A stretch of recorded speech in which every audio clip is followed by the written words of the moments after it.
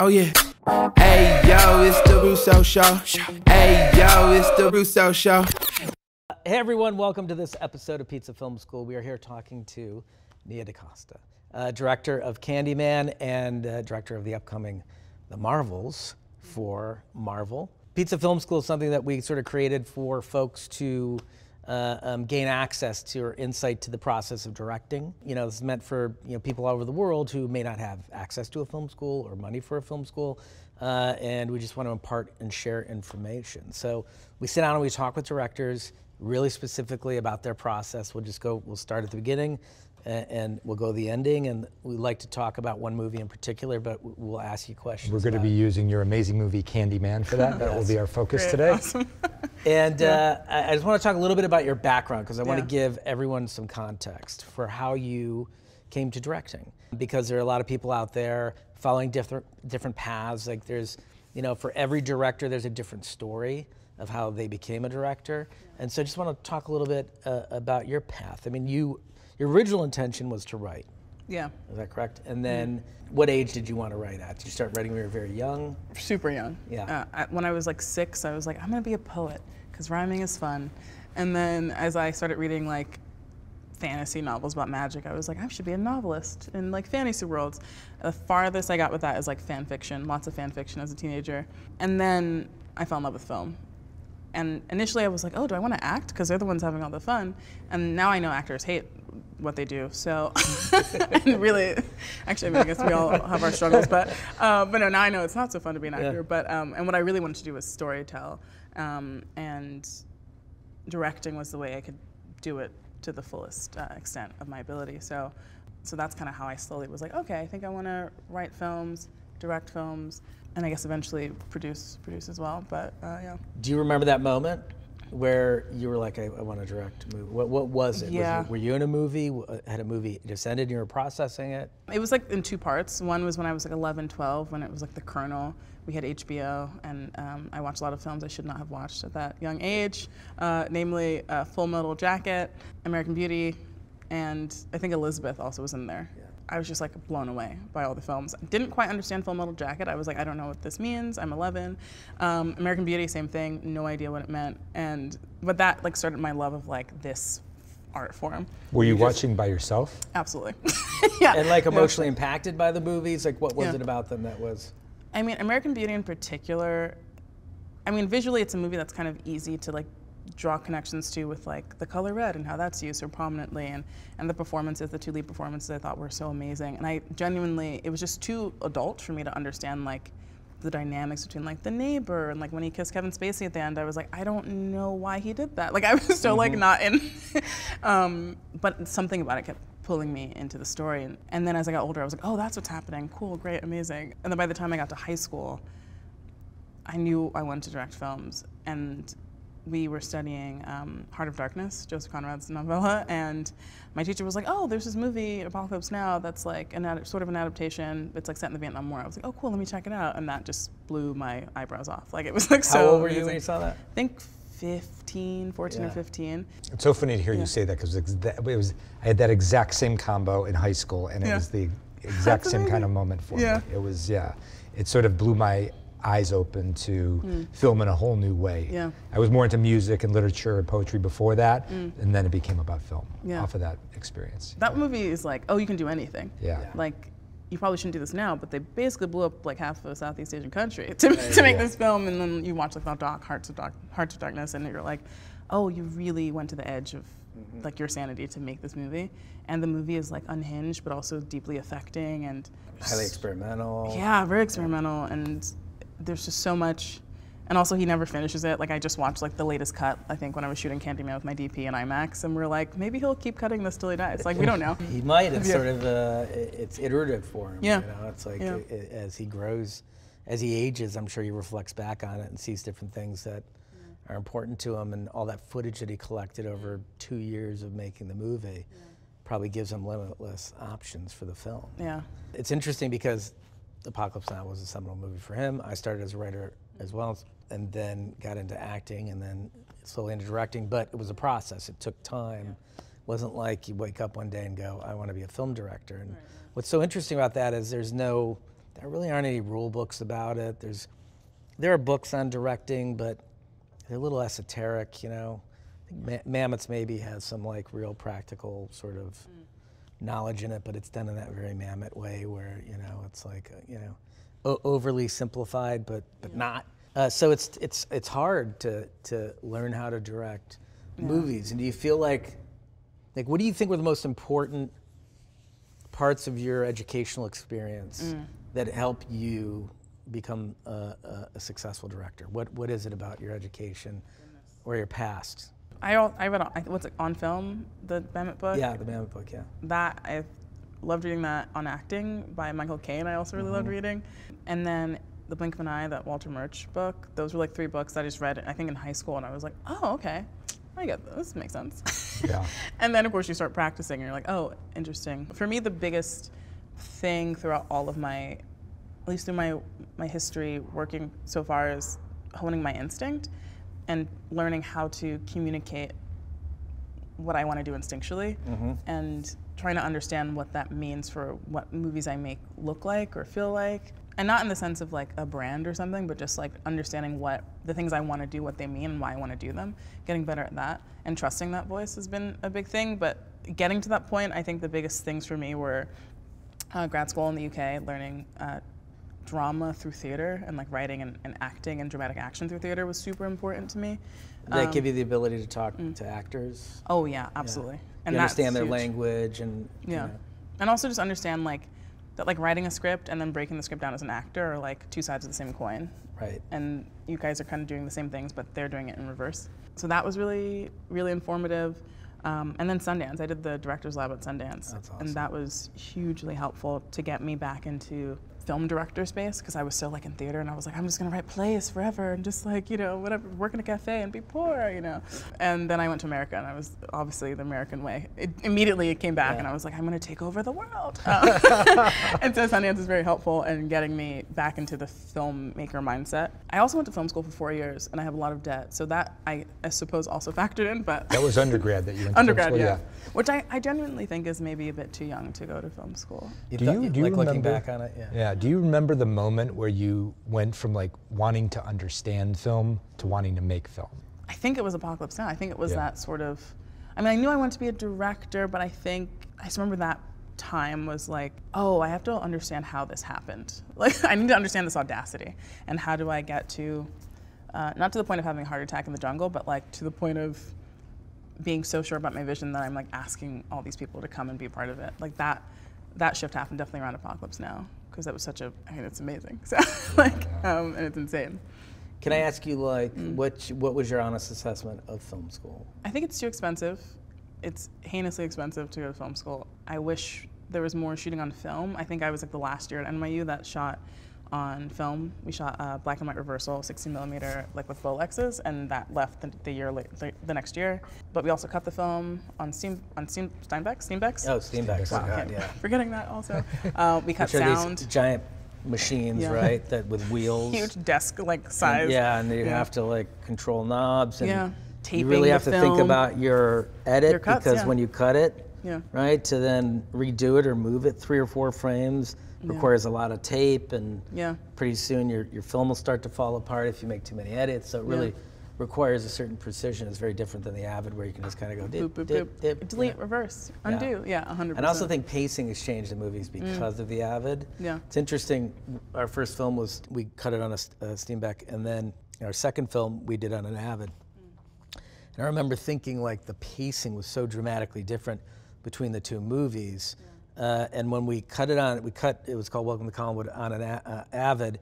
Then I remember the first time we projected, and I was like, oh my God, everything is off. You know, because you're staring at it on a video monitor, and it just has a different rhythm on a video monitor than it does in projection. It's almost like there's some, you know, when it's projected, the sort of the scale of it changes the pace of it. So I really feel like the Avid changed the way that, you know, we present stories. I'm trying to not like cut too much. Like that's something I've always been really conscious of. Just like, and maybe it's part of the theater background, where I was just like, you can do so much with just like people like blocking and people moving and the camera moving. But it's also so tempting when you're doing action, just be like pew pew pew pew pew, pew, like cut so much, which is also fun and frenetic, and like I love Jason Bourne, etc. But I do feel there is like an ease to just like, okay, cool, we'll do this, as opposed to just really being more measured with it, which I think is thoughtful, right? And thoughtful, and the audience can track it and follow it. Yeah. That's an art form. It requires like real planning and forethought to execute in a way that you don't have to cut in the edit, because sometimes it's difficult. You have to hide. Something like Winter Soldier, we're hiding stuntmen and women, and so you're hiding the doubles, and we would accelerate the frame rate because we wanted them to have this unnatural speed to them. So certain tricks we had to do, but there's also a grace and an elegance to extending a shot, doing a moving master, a longer shot that holds all of the action in a very elegant way, where the camera is dancing with the choreography. I love a moving master so much. When they work, you're just like, oh yes. It's so great. That's the secret. Yeah. It's a great moving master. I'm going to detour for a moment and ask if you're hungry. Oh yes. And if you are, we have pizza today from Danny Boy's in the downtown LA Arts District. Okay, I've never had it. Yeah, I've never had it either. Please feel free to jump in. I'm gonna We try eat. Don't feel obligated to eat on camera, have a but little we bit. do. I'm gonna go back and redo the open. Yeah, I'm the one eating every episode, but I ate before you got here, so I couldn't wait. It was hot, but I wanted to do it. So okay, so then, so you did film school. If a friend came to you and said, I'm really thinking about going to film school, I got accepted. Should I go to film school or should I make a movie? What would you tell them? How old are they? All right, so they were 17, which is when I went to film school. I'd say go to film school and take really good general education courses. Do you feel like most of the people you went to film school with are working in film today, or did they go into other things, or are you not sure? Most are working in some form of like film or media. They're working like media, some sort of media thing. I mean, when I started after I left, went back to New York from London, I was doing like reality television, clip shows, branded content, like all this shit, just to make money, because that's what is in New York. A lot of people did the same thing, but kind of stayed in those paths. Or they were like, I want to be a director, and now they're like UPM on like, an HBO show or something. So I think that kind of happened a lot. Yeah. But that's what they told us on orientation. That would happen to all of us. It was quite That's intense. good. That's interesting. Well, this is what they did. They said, okay, how many of you water. guys want to be film directors? Everyone raised their hand. How many want to be editors? How many want to do this? Okay. And then with the directors, they said, okay, only one of you is actually going to end up doing it. And I was like, well, that's going to be me. But everyone thinks that. And it's like, and then that, obviously, you get broken down over 4 years and lose all confidence. So, Was that helpful or a hindrance? I mean, NYU has such a specific culture, right? Which is a bit like super competitive and really intense. And I was just like, this is toxic. Make it out of here alive, kind of. Yeah, and everyone's like, I'm gonna get a 3-picture deal with my short film. It's gonna be the next great American short film, and I'm gonna do the Sundance Telluride thing. When I look back on it, like the idea that I would have made like an excellent short at 20 years old is kind of insane. Like, back to your question, I think I would say. It really depends. I'd have to read the script before but I would say probably say make the movie, because that's you learn the most about how to how to direct. What's interesting too today is that I think film schools are even less important because there's so many content creators now, and people from like the age of like 10 know how to film, frame.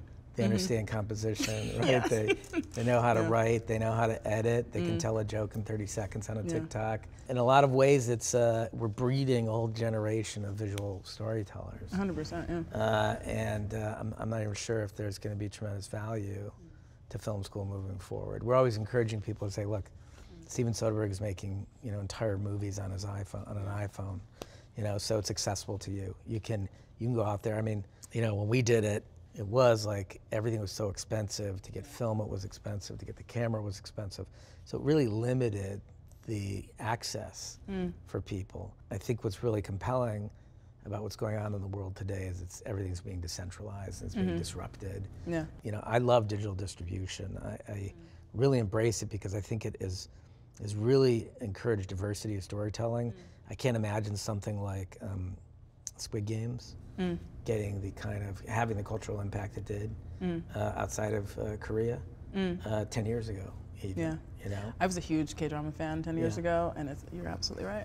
Yeah, right? It is, no, it's interesting. I mean, if it were a film, that would be different, though, because, I mean, TV, but yeah, I don't think we would have the same, like, Squid Game on, like, network TV would, like, 10 years ago, people would be like, what? Like, they're incredibly confusing. Yeah, and I don't know that they would embrace it. Yeah, I just don't know that, like, I think subtitles are no longer an issue because everyone reads them on Instagram and, you know, when they're sitting at work and they don't want anyone to know that they're on Instagram or TikTok, right? So that's literally me, yeah. Right? So it's like everyone's used to that now, and I think it's just a lot of things are changing in a way that I think is really healthy for filmmaking in general. I mean, I think that the less Anglo-centric it can become, the more compelling it's going to become. Yeah, I was really happy to see the 3-hour Japanese drama Drive My Car nominated for Best Picture. Right. But that's a movie interesting.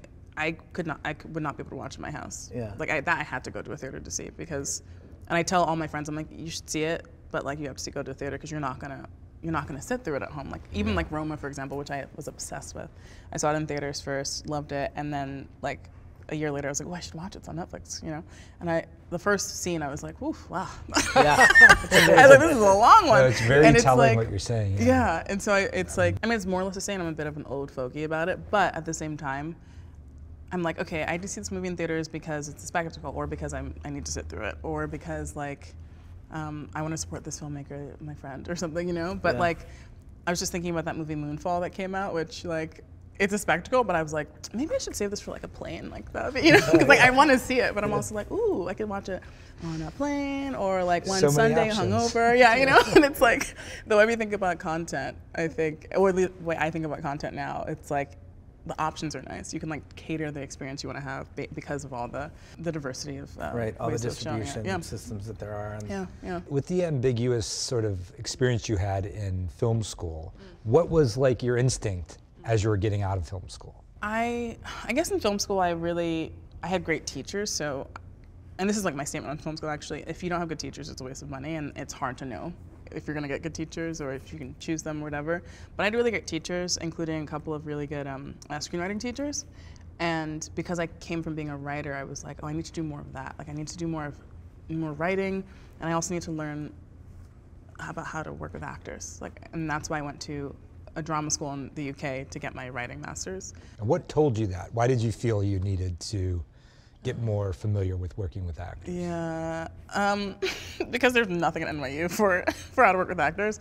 We had a class called what was it called, like actors something, I don't know, something silly. How to tell the actor what to do. Exactly, and have them not complain, and just to do it already. And it was a bunch of directors who we'd split, like, oh, you're acting this class, you're directing this class, and I'm like, I don't want to direct directors who don't want to be here and who are bad. I want to direct like the people who are at the Atlantic like theater company and like the other, like, because we have a drama school like at NYU Tisch. So I was like, why are we not integrating these? Maybe they have now, but that chasm of education is why I needed to go to drama school. Got it. So to jump forward then to Candyman, do you remember, so how was the project introduced to you? It was basically like, hey, Jordan Peele's doing a Candyman. He might not direct it, so.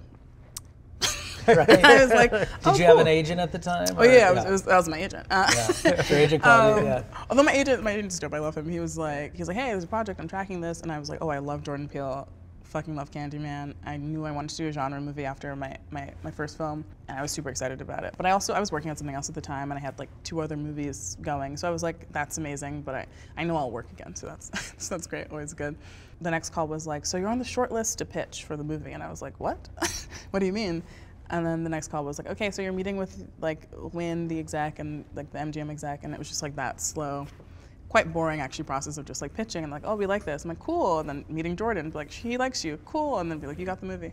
Did you approach that with like a head of steam, or were you just feeling it out? I was definitely feeling it out, what they wanted to do, but I was super hyped on it, and I knew I wanted it really badly. But at the same time, I was in the middle of shooting a TV show. I also had mono, and I was fucking exhausted. Yeah. I was kind of like super excited about it, so I put this like pitch deck together, and I make really intensely long pitch decks when I'm pitching for things. Yeah. Can I ask you real quick, just to segue Yeah. into the pitch deck? How do you do it? So I use Keynote. Yeah. I Okay. used to associate produce branded content, and all I would do is make decks for pitches to like Nike and Under Armour and all these people. And I hated that job, but that job gave me the skill I have now to make really good pitch decks. Super valuable skill, yeah. Yeah, and like I remember my mom was like, "It's gonna come in handy one day," and I'm like, "I hate it. I hate everything. I just want to be a filmmaker," you know, being dramatic. And then I'm like, "Oh, that actually, everything you do before filming, like directing, informs it." I go in Keynote and I basically break it down to sections. I'm like, okay, this is the story I want to tell. Here's how I want to shift. And I always talk about how I would change the script or what I would emphasize or de-emphasize. And then I have a section about like the look, like literally down to like, I'm seeing this mostly, you know, wide angles up close for this section, and this one I'm feeling should be like this, and here's like the color palette I would go with, and here are film references, and I get really deep into detail, and then I go into like the production design, costume design. Here's who I might hire for like score. Like I go basically every part of like any part that came to me while I was reading it, I'll like try to get in there. And are you going online and finding images and using those? So you have text and images going together. Yeah. And how long do you usually make it? 80 pages is wow. around where it is, and sometimes it will be just like images that I'm clicking through. Was there a pivotal image for you at that time that, like, when you thought of the movie, that spoke to you? There's a series of photographs by Gordon Parks called Segregation Story, and it's basically photographs of the segregated South, but it's like these beautiful pastels.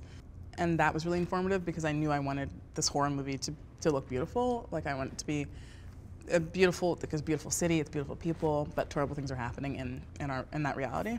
So those photographs were kind of the centerpiece of like, here's what the look's gonna be of the film. And yeah, so that was like my big like pitch was like, here's everything I would do. And because it was a horror movie, I also had like a section about like the types of horror I'd be utilizing to like make the movie scary. Yeah, man, when I think back on it, it was just so like intense. But it forces you to think about the directorial process, to assign ideas to it, to come up with a point of view. It's really critical. I mean, we went through a really grueling process on Winter Soldier, sort of, auditioning for that against a bunch of other directors. But by the time we got to the end of it, we couldn't be more prepared to make that movie. I mean, it's such a specific point of view. We had thought through everything. Similarly, done a giant pitch deck. We had storyboards. We'd rewritten parts of the script to, the horror of Marcus and McFeely who had written it. And, but there we came with like a really strong point of view, and we spent weeks, discussing it and thinking through it. And you forget that, how critical a codified, disciplined process is to being a director, and that's a super important part of it. And I think for emerging directors, a lot of younger directors who understand technology and can use Keynote or similar programs, like that is a really, really important part of securing a job or preparing for a movie. I think the diligence overall is the thing that I find one of the most important things about directing a feature. It's like it was interesting, like you talking about like how much more technology we have and people like anyone can tell a story. But then there's like also like you have to communicate to hundreds of people, and usually through like 20 department heads or something. But like there's so much diligence that goes into it, so much work, and like seeing the big picture, being able to hold it in your hands, which honestly, my experience with Marvel film, you never are able to really do that. My first one I could do that. My next one I could certainly do that. Candyman, like I mean, when there's more cooks in the kitchen, it's harder to like just hold it, but. That is such a huge part of being able to actually do the full job that I find really having that starting point of that pitch deck is really helpful. Yeah, we lean into it extremely hard, like Joe was saying. Yeah, the prep side of it's so critical, especially because there's two of us, and we have to be on the same page before we get to set. Yeah. Well, it's also to you. You make a really excellent point. It's like the better able you are to communicate your vision to all these other people, including those people that you're in the room with to pitch initially. To understand like what movie you would make, the more specific you could be with that, it just helps you at every stage down the line because people understand exactly where you're coming from, exactly what you want to do, and if they accept it, if they sign on to it and give you the movie, then you're good. You're good to make that movie. Yeah, that's the biggest thing too. I'm like, I don't want you to pretend we didn't have this conversation. Yeah. I said exactly like that's a big thing too. Like, we're on the same page, right? You saw what I pitched and you wanted me to do it? Okay, that's what I'm gonna do, because that's what I said I was gonna do. Is a huge, that's fair. Yeah, because you're working with people you don't know. Yeah. You're hoping they're normal. Right. You know. When you read that script for the first time, was there a moment, was it a scene or an idea or something in the script or something that hit you while you were reading that sort of like, where you felt like, I want to make this movie? Honestly, there was like the very end of the film is kind of the only thing that is still the same from the original script, I would say. That last scene. And not even that last moment, but the last sort of like, the general like, okay, he starts in point A and then he gets to, point Z, and that journey was like, I was like, oh, that's compelling. And I was like, okay, if this is like, if I get what this is and this is what they want to do, like, I think we can take this and make this really great. Because like all the mythology that we're talking about, that's in the film now, like, was like developed like over the year. Yeah. Because that's like how Jordan works. He just kind of like starts and builds, and I'm the exact opposite. I'm like, I need the script to be perfect and everything is perfect, and then we make it better, but we know exactly what it is. And Jordan's more like, I'm gonna ruminate and continue and build, and knowing that was his process, I was like, okay, I think this is an okay starting point then, and I can like attach to this. So that's what it was, but I was still very like, I knew I wanted the movie, but it wasn't that the script was like so amazing that I was like, have to do it. It was more like, okay, I get this kernel and I really respect this artist, so I think this could really make sense. We love the film and I love what you did with it. We also love the genre. Yeah. And one of the things that I loved most about it was it's in the grand tradition of literature, the sort of sense of horror as derived from like Shelley or Poe, or where it's about the horror of the soul. It's about destruction of a person's soul. And horror has been co-opted a little bit over the past 10 years by plot and vapid characters and high concept. And this, to me, like the ending was so tragic. It was heartbreaking to watch, and it brought in a lot of very powerful thematics. When you're working on a movie, what is the thing that speaks most to you about as a director? Why I have to do that? Is it thematics? Is it plot and character? Is it a combination? Is there like, what is the one thing where you go, if it doesn't have this, I can't access it? Definitely character, like character journey. It's so funny, my editor and I, like, we usually have like a Venn diagram of interests in the same thing. It's pretty tightly put together, but there's one side where she just loves things that are super stylish. And I do too, but if there's no characterization, there's no character I can like hinge my journey on, then I can't engage. And so that's always my first thing anytime I read a script and I'm thinking of doing it. I'm like, okay, these are the character things I would want to dive into more or improve, or actually do we need that character? Like, that's always my first thing. That's the only reason why I tell stories, because it's about like the people and the humanity and the different ways we can dig into that. So there was a pre-existing script, and then when you came on board, you say, I want to do a pass at the script? No, I actually had no interest in writing whatsoever. Yeah. They asked me in my pitch, they're like, so would you want to write, or would you want us to do the rewrite? Like, what do you think this process should look like? And I was like, I don't want to, I mean, I also am not going to tell Jordan Peele, who just won an Oscar for writing, like, actually, I think I need to do a pass on your work. But I'm also like directing the film, and like as a writer-director, I've learned now from also the Marvel project, because I had similar like, no, you can do it, but I was like, I need to also write. Get in there, yeah. But I didn't come on to co-write until pretty late. We were in production, we were all in Chicago. Not production, sorry, we were in prep. We were in Chicago, and that's sort of when, and also being on the ground in Chicago, like I was there, I was talking to people, I was in Cabrini Green, I was, there's just so much there that I was like, okay, this needs to get into the scripts now. Layering it. And I know what we need to do, and yeah, so that's kind of how, it was sort of like just from necessity that I stepped in.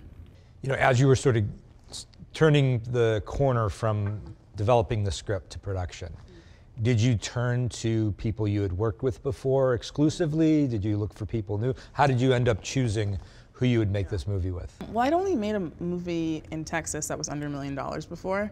I really loved my crew, but I knew like a lot of them wouldn't scale with me to this project. My editor came along. Yeah, I had like an entirely new crew besides her, because I was just really open to exploring more and like hearing new voices, and that's how I found my production designer, Kara, who I brought onto the Marvels. I find it really exciting to work with new people. Yeah, and you also have new opportunities. Like you're saying, every movie sort of you can be scaling up in a way. Yeah, I've been doing that quite a bit. Yeah. I'm like, I need to chill out. Yeah, at some point I think this is the ceiling. I think this might be the ceiling, yeah. This might be a loaded question, but it's an interesting question. Do you subscribe to the tour theory, or do you prefer more of a communal approach? That's so funny. That's an interesting question, and it is a loaded question. I love collaborating. Like, that's my favorite thing about, one of my favorite things about making films. I love having department heads who are brilliant, and I'm just like, wow, thanks for that great idea, because I wasn't gonna get there myself. You know, like, it makes me so happy. And especially with a film like The Marvels, which is so huge, it's like I really welcome that collaboration. But also, like, this movie, like, I was so worried about going into a huge film because I was like, mainly from a respect point of view, like having my voice being respected and my desires being respected, and I've felt that 100% on this project. So it's like the mix of like great collaborators collaborating and also just like respect is like a really good combination to me. At the same time, my next film, like, I've already written that script. I know exactly what it is. I could shotlist the whole movie right now. Like, that to me is probably less kind of like, yeah, what do you think? And more like, I already know, you know, and I think so it it's just like depends. a sliding scale for you, depending on the project. Yeah. If the project's super personal, or, you know, if the project is a different type of story, or a story maybe that gets brought to you as a director. And what we love about it is all the different ways you can interact with stories, drama, comedy. Somebody could bring you a script, you create a script, something you've been hanging on to for 25 years that's finally coming out of you, and you want to tell that story to the world. Or, you know, you work with a company like Marvel that can access, you know, every corner of the planet and platform your movie in a way that no one else can. Like, it all has value in very different ways as an artist, and the sort of accumulative effect of that, or the, you know, over the course of your career, just, you know, makes you who you are and makes you better, you know, and you're flexing different muscles with each one. So we're, you know, that's why I was saying it's a loaded question, because it really is specific to each project. Oh yeah. Oh yeah.